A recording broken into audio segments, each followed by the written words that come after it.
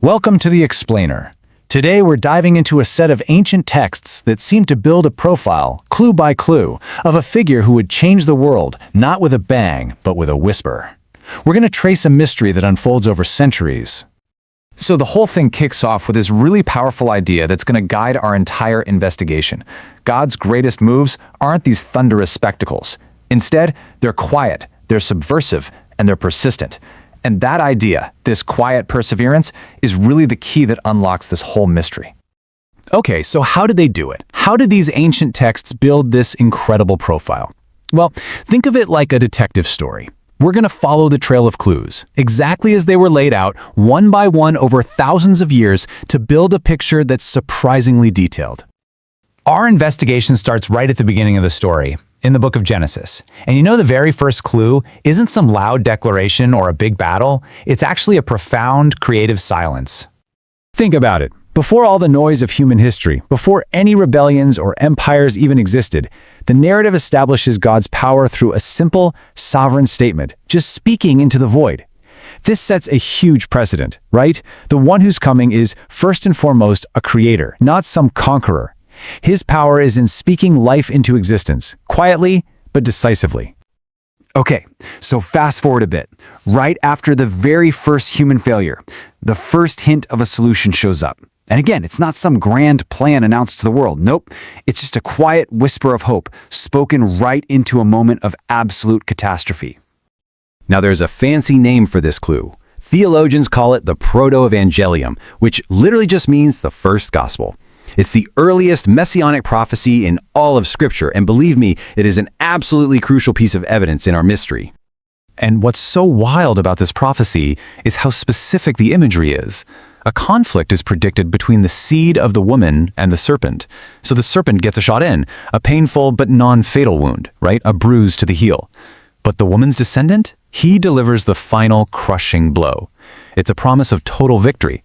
But, and this is so important, it's a victory that comes through suffering. Okay, so at this point you might be thinking, a human victor. That's pretty broad, right? And you'd be right.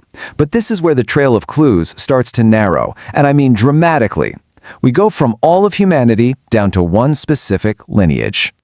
And you can literally see it happening here. It's like a prophetic funnel. It starts wide with the promise of a general human seed back in Genesis. Then, boom, it narrows to the specific family of Abraham, who's promised to be a blessing to all nations. And then it gets even more specific, and frankly, a little weird.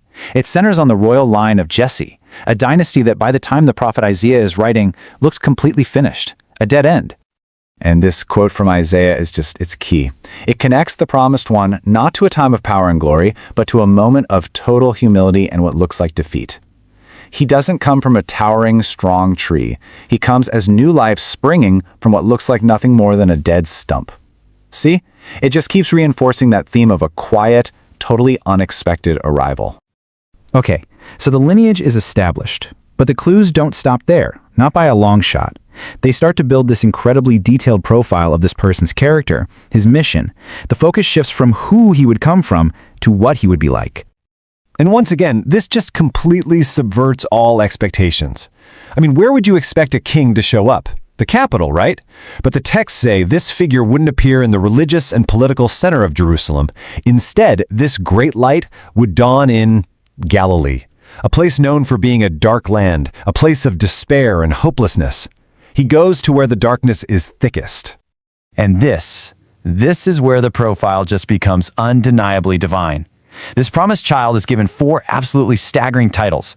Wonderful Counselor, we're talking supernatural wisdom here. Mighty God, that's a title that was reserved for a divine warrior. Eternal Father, the originator of everything. And Prince of Peace, the one who would finally end the conflict between God and humanity. I mean, think about that. This one prophecy combines the frailty of a child with the absolute power of God himself. All right, we've followed the trail this far. Now we come to the final, and honestly, the most startling clue of all. This is the one that solves the central mystery and makes all the other pieces just click into place. So the whole thing hinges on a sign that just completely breaks the natural order. It was given to a king who wouldn't even ask for a sign, and it points directly back to that very first clue way back in Genesis, that strange reference to the seed of the woman. It's a biological impossibility, right? A quiet miracle that serves as the ultimate proof. And if you look at the big picture, what this whole journey has been about is God moving closer and closer.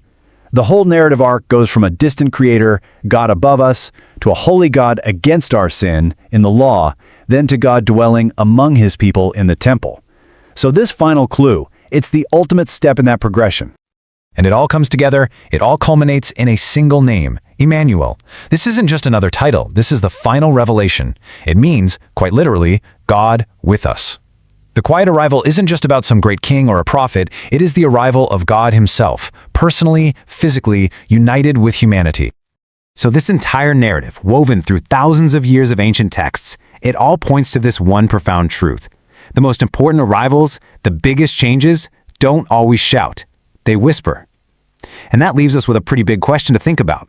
If history's greatest arrival was deliberately quiet, what important things might we be missing in the noise of our own lives?